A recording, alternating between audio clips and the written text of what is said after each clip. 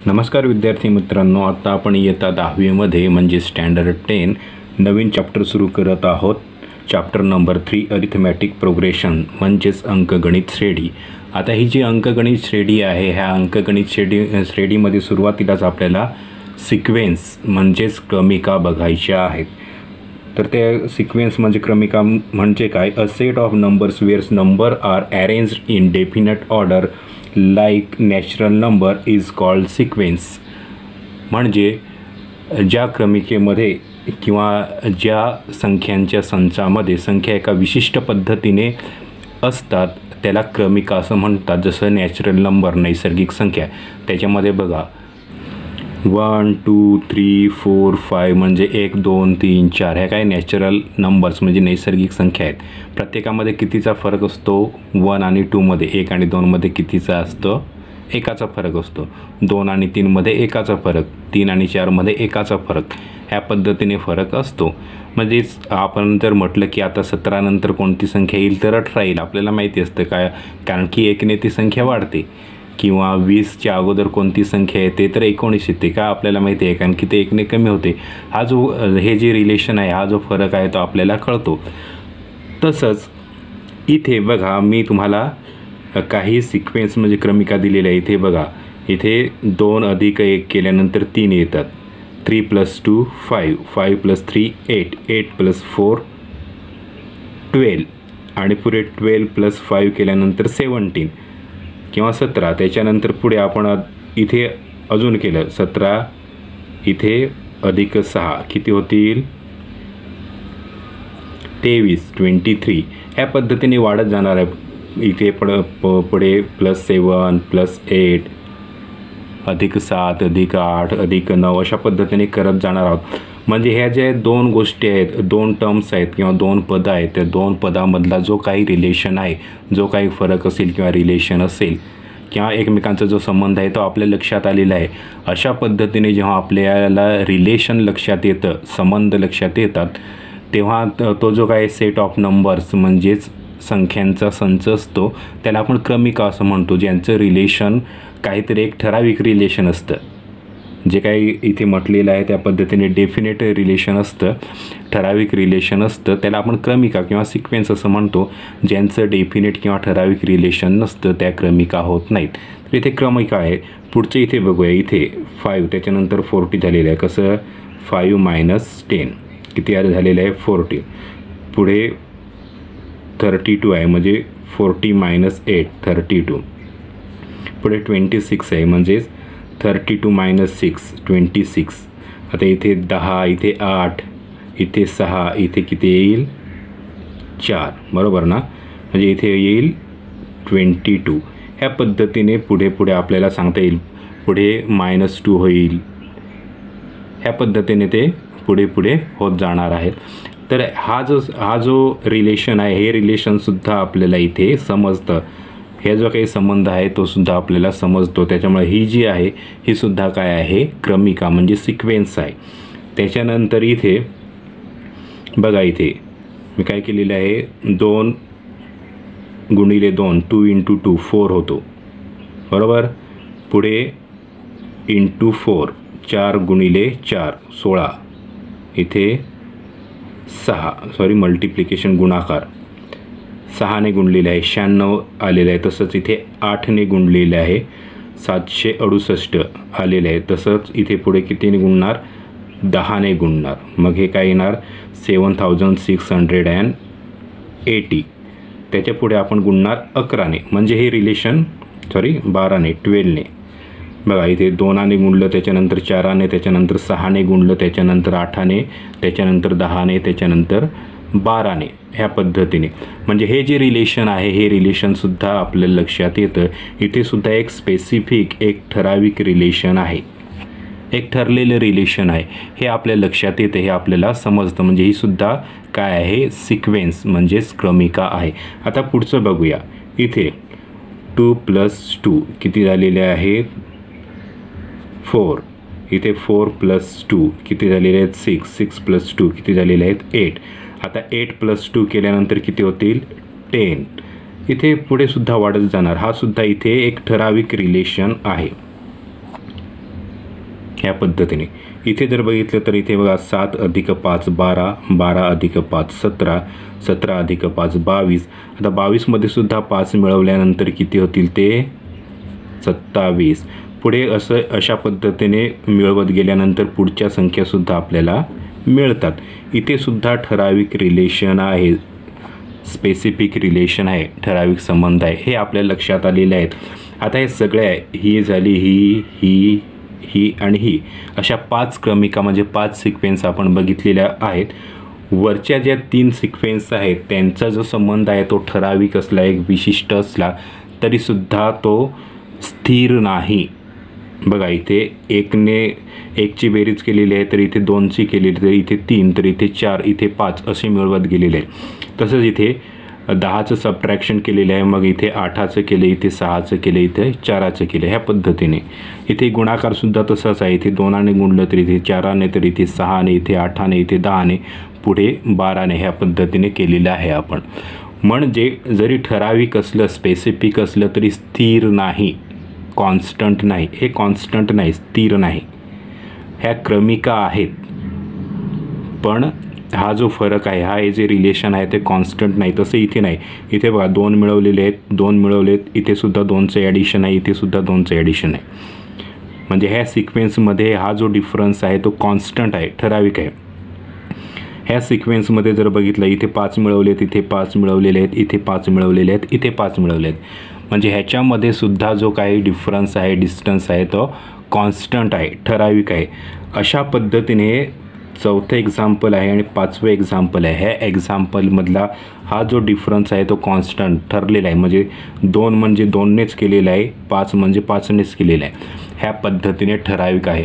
तर अशा पद्धतीने ठराविक जेव्हा डिफरन्स असतो, जेव्हा कॉन्स्टंट डिफरन्स असतो, तेव्हा त्याला म्हणतात अरिथमॅटिक प्रोग्रेशन, म्हणजेच अंकगणित श्रेणी. तर ही जी आहे ती अंकगणित श्रेणी आहे. तर तुमच्या लक्षात आलेलंच असेल क्रमिका म्हणजे काय आणि सिक्वेन्स म्हणजे क्रमिका म्हणजेच सिक्वेन्स हे काय असतं आणि त्याच्यानंतर अरिथमॅटिक प्रोग्रेशन म्हणजेच अंकगणित श्रेणी हे काय असते तुमच्या लक्षात आलेलं असेल. जी सिक्वेन्स असते त्याचाच भाग हा अंकगणित श्रेणी म्हणजे अरिथमॅटिक प्रोग्रेशन आहे, त्याचाच हा एक भाग आहे. म्हणजे सिक्वेन्स ही एक मोठी गोष्ट असते, त्याच्यातला छोटासा भाग अरिथमॅटिक प्रोग्रेशन आहे. आता वरची जी एक्झाम्पल बघा कशी आहेत, म्हणजे ठरलेली आहेत, परंतु एक त्याच्यामध्ये डिफरन्स आलेला आहे. अशा पद्धतीची एक्झाम्पल जर आपल्याला दिली तर आपल्याला ते फार कठीण वाटेल सोडवायला, बरोबर ना. त्याच्यामुळे आपल्याला हा सोपा भाग दिलेला आहे अरिथमॅटिक प्रोग्रेशन. ह्याच्यामध्ये ठरलेलं आहे 2ची बेरीज करायची तर 2चीच बेरीज करायची, 5ची बेरीज करायची तर 5चीच बेरीज करायची, 2 कमी करायचे तर 2च कमी करायची, 10 कमी करायची तर 10च कमी करायची, किंवा 3ने गुणायचं तर 3नेच गुणायचं, किंवा 7ने डिव्हिजन करायचं म्हणजे भागाकार करायचं तर 7नेच भागाकार करायचं. हे ठरलेलं आहे. अशा पद्धतीने हा जो कॉन्स्टंट असतो डिफरन्स त्याला म्हणतात अरिथमॅटिक प्रोग्रेशन. म्हणजे ही 4थं आहे ते अरिथमॅटिक प्रोग्रेशन आहे, 5वं आहे ते सुद्धा अरिथमॅटिक प्रोग्रेशन आहे, म्हणजेच अंकगणित श्रेणी आहे. त्याच्यामुळे तुमच्या लक्षात आलेलंच असेल अंकगणित श्रेणी म्हणजे काय. आता हे जे सिक्वेन्स आहेत ते हा 50 आहे, 40 आहे, 32 आहे, ह्याला म्हणतात पद. काय म्हणतात? पद, टर्म्स. त्याला इंग्लिशमध्ये टर्म्स असं म्हणतात. म्हणून हे पहिलं पद म्हणजे T1, हे दुसरं पद म्हणजे T2, हे तिसरं पद म्हणजे T3, हे चौथं पद म्हणजे T4 आणि हे 5वं पद म्हणजेच T5. अशा पद्धतीने पद म्हणजे टर्म्स जे आहेत ते दर्शवतात, ह्या पद्धतीने डिनोट करतात. पहिलं म्हणजे T1, दुसरं म्हणजे T2, तिसरं म्हणजे T3, चौथं म्हणजे T4 आणि 5वं म्हणजे T5 असं म्हणतात. हे जे T1 आहे, हे T1 आहे, ह्याला ए असं सुद्धा म्हणतात. काय म्हणतात? ए असं सुद्धा म्हणतात. तर ह्या ज्या टर्म्स आहेत, सिक्वेन्समध्ये टर्म्स असतात. अरिथमॅटिक प्रोग्रेशनमध्ये सुद्धा आपण म्हणू शकतो अशा पद्धतीचा टर्म्स असतात. तर आता हे तुमच्या चांगल्याच लक्षात आलेलं असेल अरिथमॅटिक प्रोग्रेशन म्हणजे काय. तर त्याच्यामध्ये काय असतं की जो काही डिफरन्स असतो, जे काही डिस्टन्स असतं ते ठरलेलं असतं, ठराविक असतं. तर हे अरिथमॅटिक प्रोग्रेशन आपण इथे बघितलेलं आहे. त्याच्यावर आधारित काही एक्झाम्पल्ससुद्धा आपण इथे बघणार आहोत. बघूया. आपण आता जास्त वेळ वाया न घालवता जो प्रॅक्टिस सेट 3.1 म्हणजेच सराव संच 3.1 आहे तो करायला सुरुवात करणार आहोत. चला सुरुवात करूया. सराव संच 3.1. Which of the following sequence are AP? If they are AP, find the common difference. म्हणजेच दिलेल्या क्रमिकेपैकी कोणती क्रमिका अंकगणित श्रेणी आहे ते ठरवा. अंकगणित श्रेणी असेल तर साधारण फरक सांगा. पहिले एक्झाम्पल घेऊया. 2 4 6 8 अंकगणित श्रेणी आहे काय आपल्याला ठरवायचं आहे. मग आपल्याला काय पाहिजे, डिफरन्स म्हणजे डिस्टन्स. ते कसं करतात तर ते डीने दाखवतात. आता तुम्हाला माहिती आहे हा काय आहे, T1, हा T2, हा T3, हा T4, पुढे T5 या पद्धतीने. मग डिफरन्स काढायचा असेल तर आपण काय करतो, T2 मायनस T1. T2 काय आहे 4 मायनस T1 आहे 2. 4 वजा 2 किती राहतात 2. तसंच पुढे आता T3 वजा T2. T3 किती आहे 6. T2 किती आहे 4. 6 वजा 4 2. पुढे T4 मायनस T3. आता इथे T4 किती आहे 8 वजा 6 किती राहिले 2. म्हणजे हा जो D आहे किती आला 2. D किती आला 2. म्हणजे थोडक्यात D किती आहे 2. D किती आलेला आहे 2. म्हणून आपण लिहिणार ही काय आहे, अंकगणित श्रेणी आहे. लिहितो मी इथे. बघा मी इथे लिहिलेले साधारण फरक स्थिर आहे म्हणून ही अंकगणित श्रेणी आहे. Common difference is constant so it is an AP. Common difference किती आहे 2. आपल्याला काय सांगितलेलं, साधारण फरक सांगा. तो आपण इथे सांगितलेलं आहे 2 आहे कॉमन डिफरन्स. इथे पाहिजे तर तुम्ही लिहू शकता कॉमन डिफरन्स.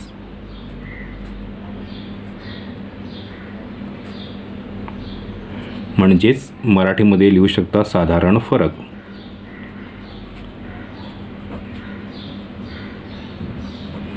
तर ही अंकगणित श्रेणी आहे असं आपण इथे सिद्ध केलेलं आहे. दुसरं एक्झाम्पल घेऊ. दुसरं एक्झाम्पल आहे 2 5/2 3 7/3 आणि पुढे डॅश डॅश केलेलं आहे. म्हणजे पुढे आणखी पद आहेत, पुढच्या टर्म्स आहेत. इथे बघा 5/2 आहे आणि इथे 7/3 आहे.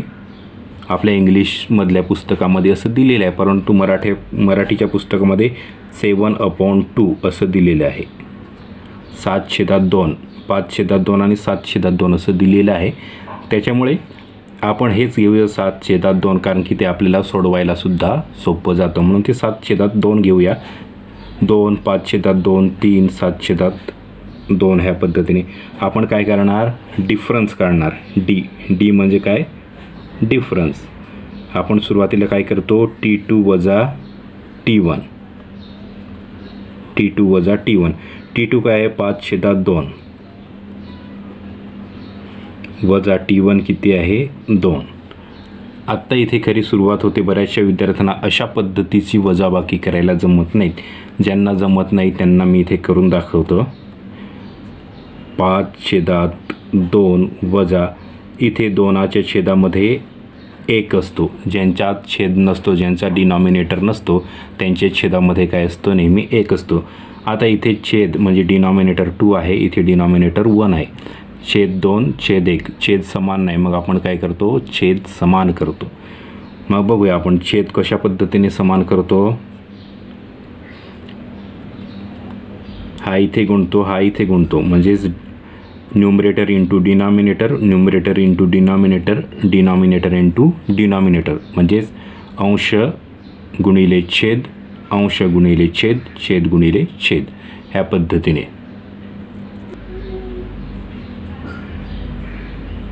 5 गुणिले 1 वजा 2 गुणिले 2 छेदात 2 गुणिले 1 म्हणजेच 5 1 5 वजा बे दुने 4 छेदात बे के बे म्हणजे 5 वजा 4 1/2 म्हणजे आपला हा जो डी आहे तो डी किती झाला 1/2. आता दुसरं घेऊया. दुसरा डी काढू आपण. इथे काय आहे आपला T3 मायनस T2. इथे T2 मायनस T1 घेतला. आता T3 मायनस T2 हा आहे T3 T2. हे 3 मायनस 5/2. जसं आपण इथे केलं सेम तसंच हा 3च्या छेदामध्ये 1 घेणार 1 मायनस 5/2. हा इथे छेद समान केला तसाच इथे करतो. 3 दुने 6 वजाचं चिन्ह 5 एके 5 छेदात बे के बे किती झालं 6 वजा 5 1/2. ह्या पद्धतीने इथे डी आला 1/2. इथे सुद्धा डी आला 1/2. आणखी एक डी राहिला T4 मायनस T3. ते सुद्धा मी करतो. बघा इथे लिहिले T4 मायनस T3 म्हणजेच T4 आहे 7/2 मायनस 3 7/2 हा आपला T4 आहे आणि T3 काय होता 3 होता ते आपल्याला माहिती होतं. तसंच 3च्या छेदामध्ये काय घेतला 1 घेतलेला आहे गुणाकार 7 एके 7 वजाचं चिन्ह 3 दुने 6 छेदात बे एके बे 7 वजा 6 1/2. अगोदर सुद्धा 1/2 आलेलं होतं 2 वेळा. त्याच्यानंतर हे सुद्धा 1/2 आलेलं आहे. म्हणजे आपला जो डी आहे तो काय आला 1/2. साधारण फरक आहे तो 1/2. तिन्ही ठिकाणी तोच आहे 1/2 1/2 आहे. म्हणजे तो काय स्थिर कॉन्स्टंट आहे बदलत नाही. म्हणजे आपण पुन्हा काय लिहिणार the difference is constant. So given sequence is an AP. ह्या पद्धतीने लिहिणार. लिहूया तर आपण. बघा मी लिहिलं D is constant so it is an AP. म्हणजे साधारण फरक स्थिर आहे म्हणून दिलेली क्रमिका अंकगणित श्रेणी आहे. ह्या पद्धतीने आपण लिहिलेलं आहे. हे दुसरंसुद्धा एक्झाम्पल आपण इथे सोडवलेलं आहे.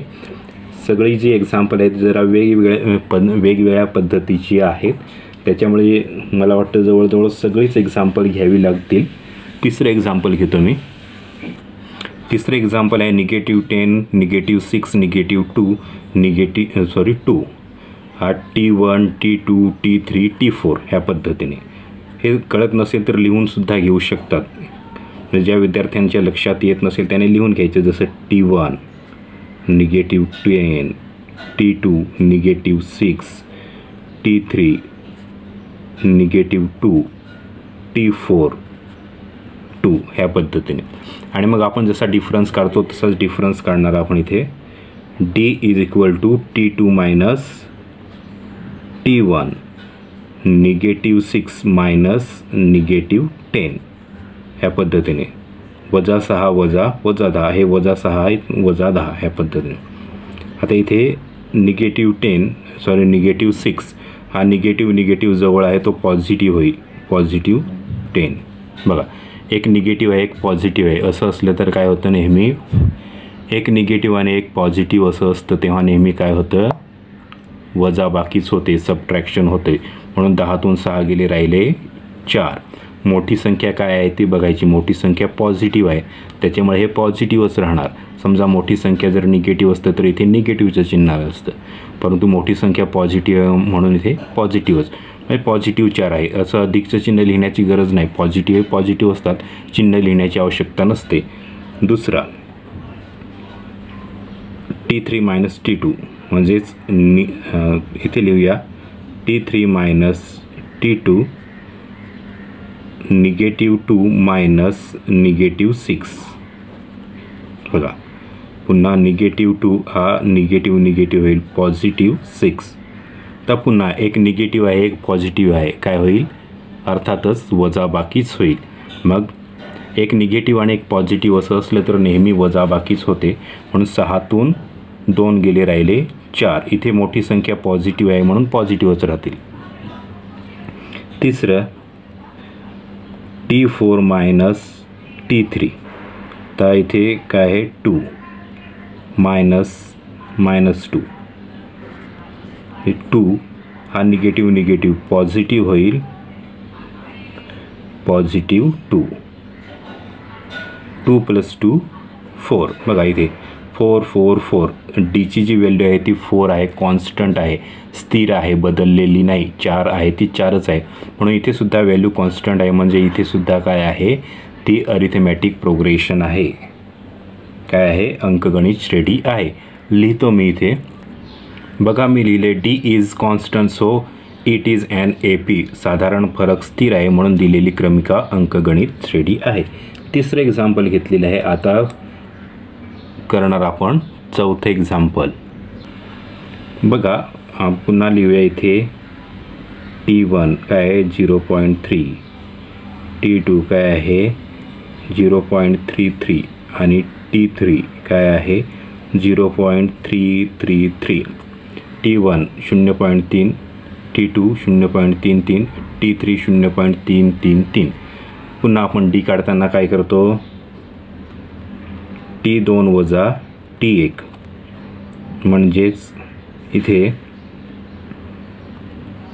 0.33 वजा 0.3 ह्या पद्धतीने बघूया वजाबाकी करू आपण बघा मी इथे वजाबाकी केलेले आहे 0.33 - 0.3 आपण वजाबाकी किंवा बेरीज कशी करतो तर पॉईंटच्या खाली पॉईंट येईल ह्या पद्धतीने करतो तर बघा त्या पद्धतीने आपण केले आता इथे 3च्या खाली काहीच नाही त्या पाहिजे तर आपण 0 ठेवू शकतो 3 वजा 0 3 3 वजा 3 0 पॉईंटच्या खाली पॉईंट 0चा 0 हा काय आलेला आहे 0.03 आता पुढचं त्याच पद्धतीने पॉईंटच्या खाली पॉईंट बघा पाहिजे तर इथे 3च्या खाली काहीच नाही पाहिजे तर इथे 0 ठेवू शकतो 3 वजा 0 3 3 वजा 3 0 3 वजा 3 0 पॉईंटच्या खाली पॉईंट 0चा 0 म्हणजे हे किती येणार आहे दुसरा जो आहे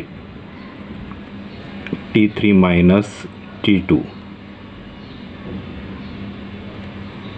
-0.33 हा काय आलेला आहे 0.003 आता इथे बघा 0.03 आलेला आहे तर इथे 0.003 आलेला आहे दोन्ही सारखेच आहेत का नाहीत म्हणजे हे हा वेगळा आहे आणि हा वेगळा आहे म्हणजे हे कॉन्स्टंट नाहीत ते स्थिर नाहीत ते वेगवेगळे आहेत मग हे अरिथमॅटिक प्रोग्रेशन आहे का अंकगणित श्रेणी आहे का तर नाही मग आता आपण काय करणार लिहिणार की ती अंकगणित श्रेणी नाही D is not constant so it is not an AP साधारण फरक स्थिर नाही म्हणून दिलेली क्रमिका अंकगणित श्रेणी नाही ह्या पद्धतीने मी लिहिलेलं आहे हे चौथं एक्झाम्पल आहे ह्याच्यामध्ये पहिल्या 3 अंकगणित श्रेणी होत्या चौथी नाही आता बघूया 5वी आहे का बघा मी इथे लिहितो T1 0 T2 -4 T3 -8 आणि T4 -12 डी काढताना आपण काय करतो D is equal to T2 - T1 T2 वजा T1 आता T2 किती आहेत -4 वजा 0 हां 0 वजा केल्यानंतर तीच संख्या राहते म्हणजेच -4 -4 राहील पुढचं D is equal to T3 वजा T2 -8 वजा हे -4 T2 आहे -4 हे बघा -8 हा निगेटिव्ह जवळ आहे तो पॉझिटिव्ह होईल 4 आता एक संख्या पॉझिटिव्ह एक संख्या निगेटिव्ह असले तर काय होतं नेहमी वजाबाकीच होते म्हणून 8तून 4 गेले राहिले 4 मोठी संख्या निगेटिव्ह आहे म्हणून निगेटिव्ह पुढचं T4 -T3 म्हणजेच -12 -8 पुन्हा हा -12 हा इथे निगेटिव्ह जवळ आहे ते पॉझिटिव्ह होतील सॉरी 8 आहे हा 8 आहे बघा आता पुन्हा एक पॉझिटिव्ह आहे एक निगेटिव्ह आहे मग काय होईल एक पॉझिटिव्ह आणि एक निगेटिव्ह असला तर नेहमी वजा बाकीच होते म्हणून 12तून 8 गेले राहिले 4 मोठी संख्या निगेटिव्ह आहे म्हणून निगेटिव्ह बघा हा निगेटिव्ह आहे, हा निगेटिव्ह आहे, हा निगेटिव्ह आहे, सगळे -4 आहेत, ऋण 4 आहेत, म्हणजे सगळे सारखेच आहेत, कॉन्स्टंट आहेत, स्थिर आहेत, म्हणजे हे काय आहे, अंकगणित श्रेणी आहे, हे अरिथमॅटिक प्रोग्रेशन आहे. मग लिहूया आपण, D is constant so it is an AP, म्हणजे साधारण फरक स्थिर आहे म्हणून दिलेली क्रमिका अंकगणित श्रेणी आहे. हे जे आहे 5वं एक्झाम्पल. आता आपण 6वं एक्झाम्पल घेऊया. इथे बघा -1/5, -1/5, -1/5 अशा 3 संख्या दिलेल्या आहेत. तिन्ही संख्या एकच आहेत, सेम आहेत, म्हणजे हा पॉझिटिव्ह नाही किंवा काही नाही. पॉझिटिव्ह जरी असती तरी वेगळी संख्या तयार झाली असते. तिन्ही निगेटिव्हच आहेत आणि तिन्ही 1/5च आहेत, म्हणजे तिन्ही संख्या एकच आहे. आता त्याच संख्येमधून तीच संख्या वजा केली तर काय येतं, 0 येतं. म्हणजे 4तून 4 वजा केली तर 0 येतील, किंवा 2तून 2 वजा केले तर 0 येते, किंवा 100मधून 100 वजा केल्यानंतर 0 येईल. तसं ही -1/5 आहे, -1/5 आहे, -1/5 आहे, म्हणजेच ऋण 1/5, ऋण 1/5, ऋण 1/5 हे तिन्ही संख्या सारख्याच आहेत. त्याच्यामुळे त्यांची वजाबाकी केली तर काय येईल, 0. प्रत्येक ठिकाणी उत्तर हे 0 0 0 0 येईल.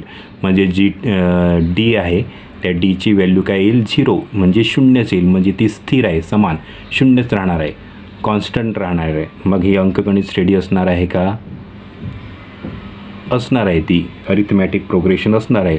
म्हणून तुम्ही ते सोडवायचं आणि लिहायचं it is an arithmetic progression, किंवा ही अंकगणित श्रेणी आहे. सोपं आहे ते 6वं एक्झाम्पल. आता आपण 7वं एक्झाम्पल घेऊया. बघा इथे लिहितो मी, T1 काय आहे, 3 T2 काय आहे, 3 + √2, म्हणजेच 3 अधिक कर्णित 2. T3 काय आहे, 3 अधिक 2 कर्णित 2. त्याच्यानंतर T4 काय आहे, 3 अधिक 3 कर्णित 2, 3 + 3 √2 ह्या पद्धतीने आहे. डी काढूया आपण इथे. T2 - T1 म्हणजे हा 3 + √2 - 3. बघा इथे हा √2 आहे, कर्णित 2 आहे, त्याची काही वजाबाकी होणार नाही, ती वेगवेगळीच संख्या आहे.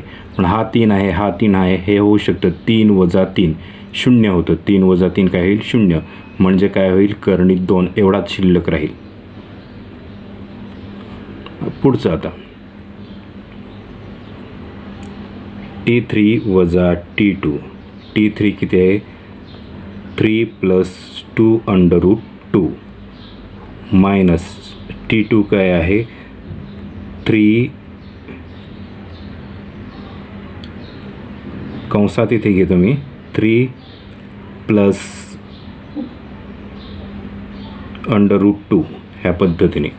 आता तुम्ही म्हणाल कंसात का घेतलं, तर ते आता मी तुम्हाला सांगतो. इथे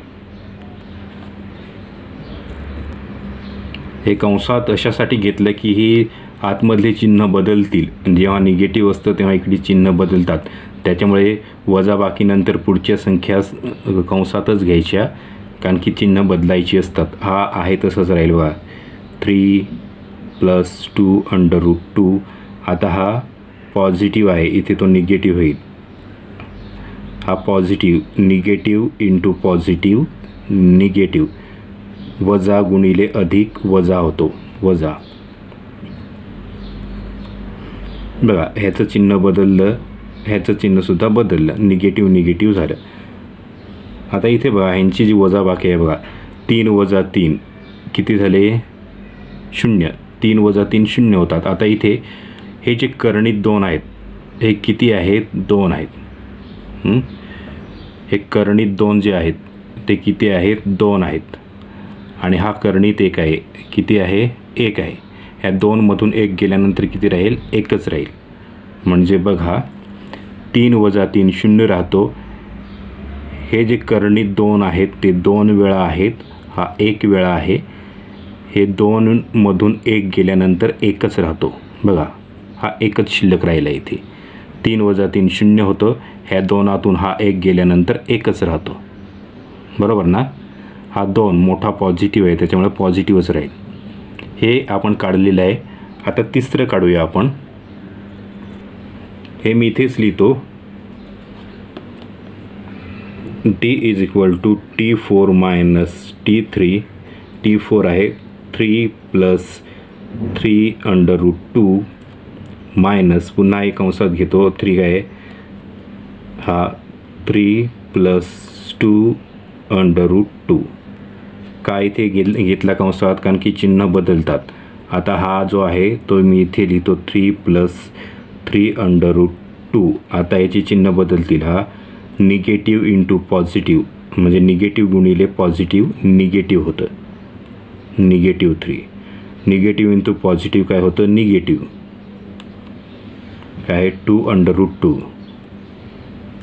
ह्या पद्धतीने चिन्ह बदललेले आहेत. आता पुन्हा वरती केले तसं सेम. 3तून 3 गेले किती राहतात, 0. आता हा कर्णित 2 √2 आहे, किती वेळा आहे, 3 वेळा आहे. हा √2 आहे, किती वेळा आहे, 2 वेळा आहे. हा 3 वेळा आहे आणि हा 2 वेळा आहे. मग 3तून 2 गेल्यानंतर किती राहतो, 1च. बघा हा 1च शिल्लक राहिला इथे, बरोबर ना.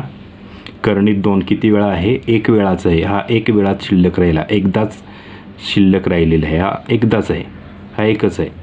ह्या पद्धतीने बघा. आता डीची व्हॅल्यू किती आली, √2 म्हणजे कर्णित 2. इथे सुद्धा कर्णित 2, इथे √2 म्हणजेच कर्णित 2 आलेली आहे, किंमत आलेली आहे. आपण ह्या पद्धतीने किमती काढलेल्या आहेत. तिन्ही ठिकाणी डीची व्हॅल्यू काय आलेली आहे, √2 म्हणजेच कर्णित 2 आलेली आहे. म्हणजे काय, ती स्थिर आहे, कॉन्स्टंट आहे, म्हणजे ती बदलत नाही, ती तेवढीच आहे. मग हे आहे का अंकगणित श्रेणी, तर अर्थातच आहे. लिहितो मी. D is constant so it is an AP. साधारण फरक स्थिर आहे म्हणून दिलेली क्रमिकांक गणित श्रेणी आहे. हे मी इथे सोडवलेलं आहे, लिहिलेलं आहे. आता 8वं एक एक्झाम्पल शिल्लक राहिलेलं आहे. आता ते एक्झाम्पल मात्र सोपं आहे. अर्थात तुम्हाला वजाबाकी म्हणजे सबट्रॅक्शन जमत असेल, बेरीज जमत असेल तर ते सोपं आहे, तुम्ही सहज करू शकता. त्याच्यामुळे 8वं एक्झाम्पल मी तुम्हाला काही इथे सोडवून देत नाही. मी डायरेक्ट दुसरा क्वेश्चन सुरुवात करतो. बघूया तर. Write and AP whose first term is A and common difference is D in each of the following. खालील अंकगणित श्रेणीचे पहिले पद A व साधारण फरक D दिला आहे, तर पुढची पदं लिहा किंवा ती अंकगणित श्रेणी पूर्ण करा, असा तो प्रश्न आहे. अर्थातच आपण 3-4 तरी पदं लिहायला पाहिजेत. लिहूया आपण त्या पद्धतीने. पहिलं एक्झाम्पल घेऊ. A is equal to 10 and D is equal to 5. ह्या पद्धतीने. ह्याचे फॉर्म्युले आहेत, ते अगोदरच मी तुम्हाला फॉर्म्युला दिलेला नाही, कारण की सुरुवातीला दिल्यानंतर तुम्हाला कळत नाही फॉर्म्युला कुठे वापरायचं, काय करायचं ते. आता इथे बघा, बेचा पाढा जर आपण घेतला, बे 2 4, म्हणजे 2मध्ये किती मिळवतो, 2. त्याच्यानंतर बे 3 6, म्हणजे पुन्हा 4मध्ये 2 मिळवतो. म्हणजेच आपण तो जो मागे जसा डिफरन्स काढला D, तो जो D आहे तो प्रत्येक ह्याच्यामध्ये मिळवत गेला की पुढचं मिळत जातं. जसं आपल्याकडे T1 आहे आणि त्याच्यामध्ये D मिळवला की T2 होऊन जातो. आपल्याकडे T2 आहे, त्याच्यामध्ये जर D मिळवला तर T3 होतं, किंवा आपल्याकडे T3 आहे आणि त्याच्यामध्ये D मिळवला तर T4 होऊन जातं. त्या पद्धतीने मग आपण इथे मिळवूया. पहिल्यांदा आपल्याला A म्हणजेच T1 दिलेलं आहे. मग T1मध्ये आपण काय मिळवणार, T2. बघा, सॉरी, D मिळवणार, आपल्याला T2 मिळणार. बघा, आपल्याला T2 मिळवायचा असेल तर जो T1 आहे त्याच्यामध्ये काय मिळवणार, D. बरोबर ना. मग इथे बघा, T1 म्हणजे किती आहे, 10. 10मध्ये किती, D म्हणजे किती, 5. किती झाले, 15. समजा आपल्याला T3 मिळवायचं असेल तर T2मध्ये काय मिळवणार, D. प्रत्येकामध्ये D जो आहे तो मिळवत जायचा आहे. आता T2 किती झालेला आहे, 15. त्याच्यामध्ये D म्हणजे किती आहे, 5 मिळवला. आता आपल्याला T4 म्हणजेच इथे T3 प्लस डी. आता इथे T3 किती झालेलं आहे 20, त्याच्यामध्ये डी किती आहे 5, 25. ह्या पद्धतीने मिळवत जाणार. मग आपली अरिथमॅटिक प्रोग्रेशन काय होणार, पहिलं काय आहे 10, त्याच्यानंतर 15, त्याच्यानंतर 20, त्याच्यानंतर 25, त्याच्यानंतर 30, त्याच्यानंतर 35 असं येतच जाणार आहे. तर हे आपण इथे एक अरिथमॅटिक प्रोग्रेशन तयार केलेलं आहे. काय करायचं आहे आपल्याला, फक्त डी मिळवत जायचं आहे. प्रत्येकामध्ये काय मिळवायचं आहे, डी मिळवायचं आहे. तर हे साधं सोपं आहे. हा जो फॉर्म्युला आहे तो मी जर तुम्हाला अगोदर सांगितला असता तर तुम्हाला कठीण वाटला असता, कारण की तेव्हा आपण एक्झाम्पल सोडवत नव्हतो. आता एक्झाम्पल सोडवताना तुम्हाला हा फॉर्म्युला सांगितला, त्याच्यामुळे सहज तुमच्या लक्षात तो फॉर्म्युला आलेला असेल आणि तो तुमच्या लक्षातसुद्धा राहून जाईल. तर हे पहिले एक्झाम्पल घेतलेलं आहे. आपण अरिथमॅटिक प्रोग्रेशन म्हणजे अंकगणित श्रेणी तयार केलेली आहे. आता दुसरं बघा, -3 आणि 0 आहे. 0 आहे, 0 मिळवल्यानंतर तेच राहत जातं. म्हणजे कसं आहे बघा, आपल्याला आता T2 मिळवायचं असेल तर आपल्याला काय करणार, T1 प्लस डी, बरोबर ना. T1 म्हणजेच ए, जो काय आहे -3, त्याच्यामध्ये डी मिळवायचं आहे म्हणजे 0, म्हणजेच काय राहणार -3. T3 मिळवायचं असेल T2 प्लस डी, पुन्हा T2 काय आलेलं आहे -3, 0. हां, एखाद्या संख्येमध्ये 0 मिळवल्यानंतर तीच येते, म्हणजे इथे -3 आला, इथे -3 आला, पुढे सुद्धा -3 येत जाणार आहे. ह्या पद्धतीने म्हणजे आपली जी आहे अंकगणित श्रेणी किंवा जी काय आहे ती काय येणार आहे, ती कॉन्स्टंट आहे. इथे -3, परत इथे आला -3, परत इथे आला -3, पुढे हे -3 पुढे येतच जाणार आहे. ही आपली दुसरी होती. आता आपण पुढे तिसरं घेऊया.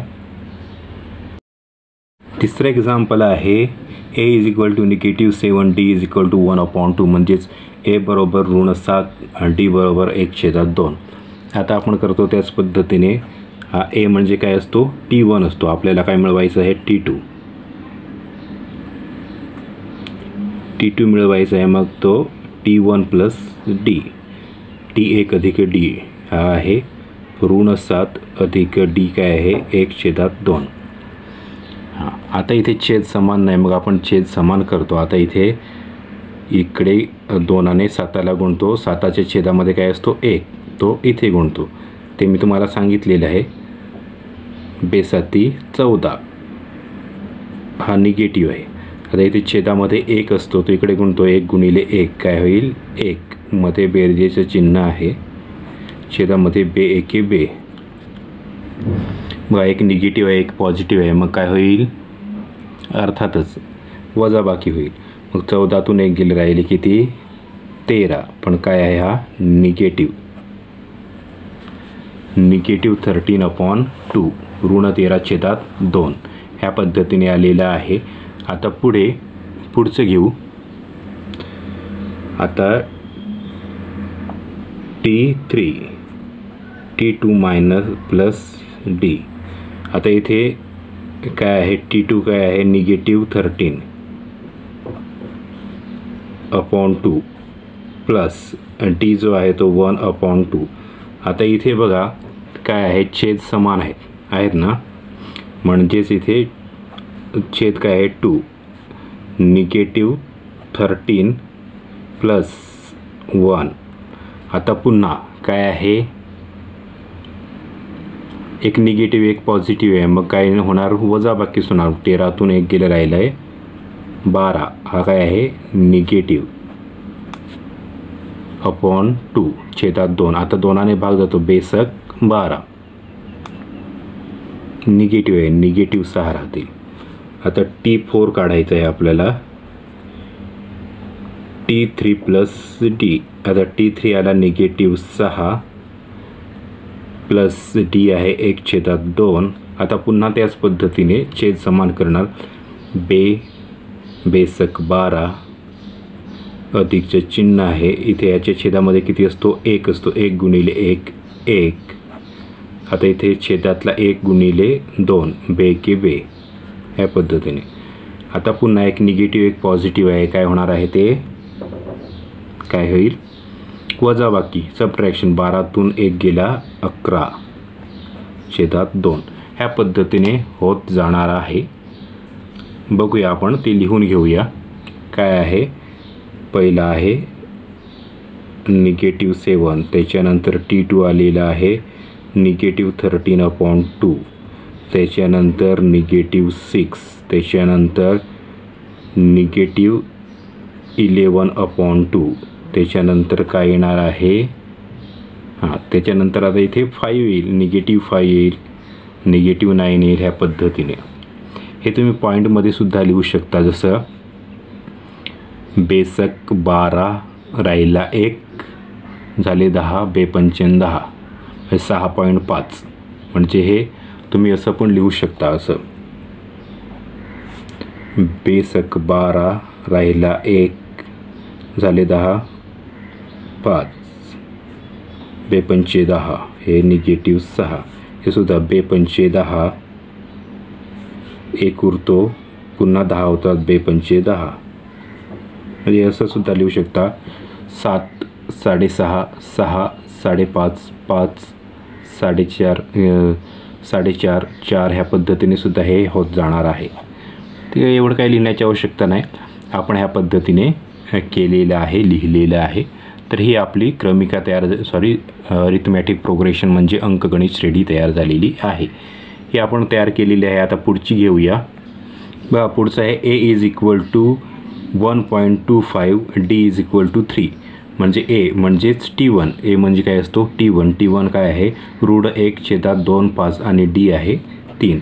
तर T1 हा आहे आपल्याकडे. आपण T2 पासून सुरुवात करतो. T2 = T1 + D. T1 काय आहे -1.25 आणि D +3 = आता इथे बघा एक निगेटिव्ह आहे आणि एक पॉझिटिव्ह आहे. काय होईल दोघांची वजाबाकीच होईल. 3तून 1.5 गेला 1.25 गेला 3तून 1.25 वजा केला आपण इथे. बघा 3च्या इकडे काही नाही आहे ते आपण इथे 0 देऊया. तर 0तून 5 जात नाही म्हणून 10तून 5 गेले राहिले 5 इथे हातचा देऊन टाकला. तर 0तून 3 जात नाही म्हणून 10तून 3 गेले राहिले 7 पुन्हा इथे हातचा 1 देऊन टाकला. 3तून 2 गेले राहिला 1 पॉईंटच्या खाली पॉईंट. ह्या पद्धतीने मोठी संख्या काय आहे पॉझिटिव्ह त्याच्यामुळे हा पॉझिटिव्हच राहील. ह्या पद्धतीने आता आपण काढूया T3 T2 + D. T2 काय आहे 1.75 +3. आता हे सोपं आहे. कसं सोपं आहे बेरीजच करायची आहे म्हणून 3 आणि 1 4.75 म्हणजे असं.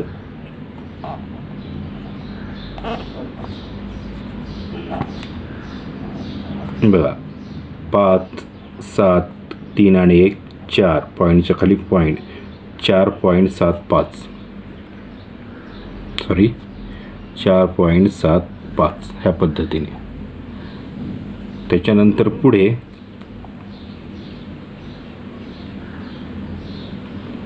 पुढचं घेऊया आपण T4 T3 + D. आता इथे बघा T3 काय आहे 4.75 +3 जी बेरीज केली त्याच पद्धतीने 4 आणि 3 7.75 ह्या पद्धतीने. तर हे जे आहे ते आपण अशा पद्धतीने केलेलं आहे. ह्या पद्धतीने आपण करत गेलेलो आहोत. बघूया लिहूया आपण हे जे अंकगणित श्रेणी इथे मी लिहिलेली आहे ती तुम्ही बघून घ्या. तर ही अंकगणित श्रेणी म्हणजेच अरिथमॅटिक प्रोग्रेशन मी लिहिलेलं आहे 4थं. अजून एखादं वेगळं आहे का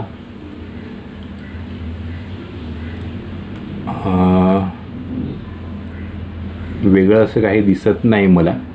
सोपी आहेत एक्झाम्पल इथे त्याच्यामुळे आपण इथे ही पुरेसे आहेत. 4 सोडून दाखवलेली आहेत. जी वेगळी होती ती तुम्हाला 4 सोडून दाखवलेली आहेत त्याच्यामुळे ती तुम्ही सहज करू शकता. अजून 2 उदाहरणं आहेत पण ती सोपीच उदाहरणं आहेत ती सुद्धा तुम्ही सोडू शकता. त्याच्यामुळे मी इथे प्रश्न तिसरा क्वेश्चन नंबर 3 जो आहे तो सुरू करत आहे. Find the first term and common difference for each of the AP अंकगणित स्टडीचे पहिले पद व साधारण फरक काढा. आता अर्थातच पहिला जो क्वेश्चन आपण सोडवलेला होता त्याच्यामध्ये सुद्धा आपण हेच केलेलं आहे. आता इथे सुद्धा आपण हेच करणार आहोत. ह्याच्यामध्ये असं विशेष असं काही नाही. पहिला क्वेश्चन ज्याला समजलेला असेल तो हे सोडू शकतो. पहिलं उदाहरण घेतो, पहिलं एक्झाम्पल घेतो. बघा पहिलं आहे 5, 1, -3, -7. आपण इथे पहिलं पद म्हणजे T1 म्हणजे ज्याला आपण A असं सुद्धा म्हणतो, हे पहिलं दिसतंयच आपल्याला इथे. A किती आहे? 5. आता आपल्याला D म्हणजे डिफरन्स काढायचा असेल तर आपण काय करतो, D = T2 - T1. हा T2 आहे, हा T1 आहे, म्हणजेच 1 - 5. 5तून 4 गेले, 5तून 1 गेला, राहिले 4. मोठी संख्या निगेटिव्ह आहे म्हणून निगेटिव्ह. दुसरं T3 - T2. इथे T3 काय आहे? -3 मायनस T2 आहे 1. आणि -3 -1 दोन्ही निगेटिव्ह आहेत, त्यांची बेरीज होईल पण ते दोघे काय आहेत? निगेटिव्ह आहेत. बेरीज होते पण दोन्ही निगेटिव्ह आहेत म्हणून निगेटिव्ह. पुढचा आहे T4 - T3. T4 काय आहे? -7.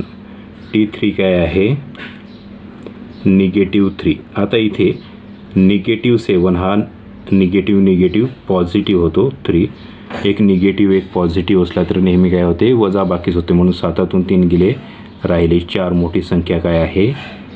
ऋण निगेटिव्ह, मोठी निगेटिव्ह आहे म्हणून आन्सरसुद्धा आपलं निगेटिव्ह येईल. म्हणून इथे आपलं A काय झाला? 5 आणि D काय झाला? -4. मराठीमध्ये लिहिताना तुम्ही लिहू शकता पहिले पद 5 साधारण फरक काय आहे? -4 ऋण 4. हा इंग्लिशमध्ये असंच ठेवलं तरी चालेल, मराठीमध्ये असं लिहायचं पहिलं पद 5 साधारण फरक ऋण 4 ह्या पद्धतीने. तर हे आपण काढलेले आहे. अर्थातच पहिला क्वेश्चन सोडवला आपण तो सुद्धा असाच होता. हा तिसरा क्वेश्चनसुद्धा याच पद्धतीचा आहे, त्याच्यामुळे तुम्हाला इथे समजायला काहीही अडचण येणार नाही. दुसरं एक्झाम्पल घेतो. दुसरं एक्झाम्पल आहे 0.6, 0.9, 1.2, 1.5 ह्या पद्धतीने. इथे T1 आहे 1.6, T2 आहे 1.9, T3 आहे 1.2 आणि T4 आहे 1.4. तर आपण सुरुवातीला काय करतो? A म्हणजे काय आहे? पहिलं पद म्हणजेच T1 काय आहे? 0.6. आता आपण D काढतो, ज्या पद्धतीने काढतो तसंच. काय? T2 वजा T1. T2 आहे 0.9 मायनस 0.6 ह्या पद्धतीने. हे बघा 0.9, 0.6. पॉईंटच्या खाली पॉईंट येईल अशी आपण मांडणी करतो. 9तून 6 गेले, राहिले 3. 0चा 0, पॉईंटच्या खाली पॉईंट म्हणजेच काय आला? 0.3, 0.3. आता T3 वजा T2. आता इथे बघा T3 काय आहे? 1.2. T2 काय आहे? 1.9. बघा इथे वजाबाकी करून दाखवतो. 1.2, 1.9 0.9. 2तून 9 जातात का? नाही जात, म्हणून 12तून 9 गेले, राहिले 3. हातचा दिला 1, 1तून 1 गेला, राहिला 0. पॉईंटच्या खाली पॉईंट म्हणजे 0.3. पुन्हा T4 मायनस T3 काय आहे? 1.5 मायनस 1.2. 1.5 वजा 1.2. आता इथे पुन्हा तुम्हाला इथे करून दाखवतो. 1.5 वजा 1.2. 5तून 2 गेले, राहिले 3. 1तून 1 गेला, राहिला 0. पॉईंटच्या खाली पॉईंट म्हणजे आपला D किती आला?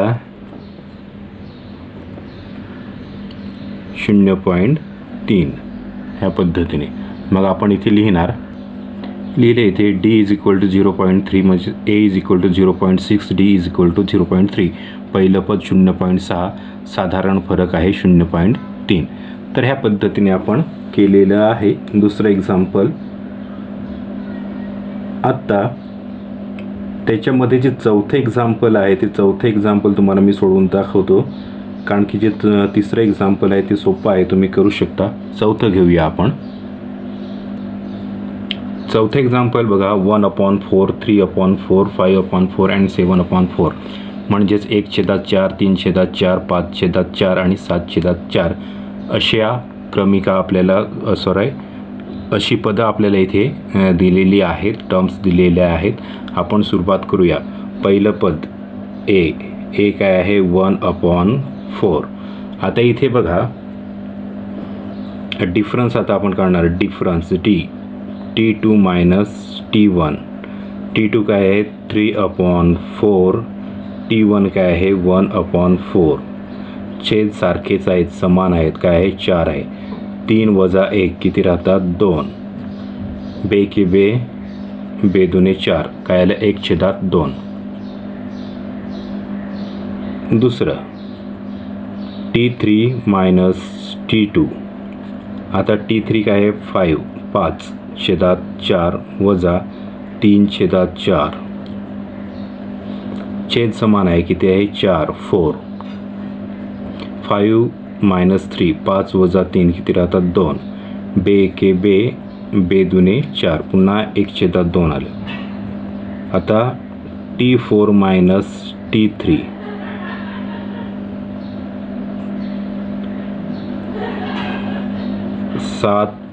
7/4 वजा 5/4. छेद समान आहे, काय आहे 4. 7 वजा 5 किती राहतात 2.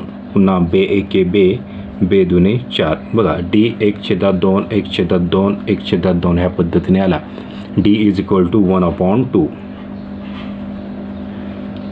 So A is equal to 1/4, D is equal to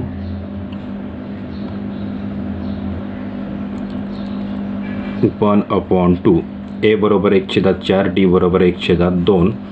आपण मराठीमध्ये काय लिहितो, पहिले पद 1/4, साधारण फरक 1/2. ह्या पद्धतीने आपण लिहिलेला आहे. हा जो होता पहिला प्रॅक्टिस सेट 3.1 हा आपण इथे पूर्ण केलेला आहे. सराव संच 3.1 आपला इथे झालेला आहे. तुम्ही अभ्यास करा आणि काही अडचणी असतील तर तुम्ही मला विचारू शकता. इथे थांबूया. पुढच्या तासाला आपण पुढचा सराव संच घेऊया. तोपर्यंत धन्यवाद.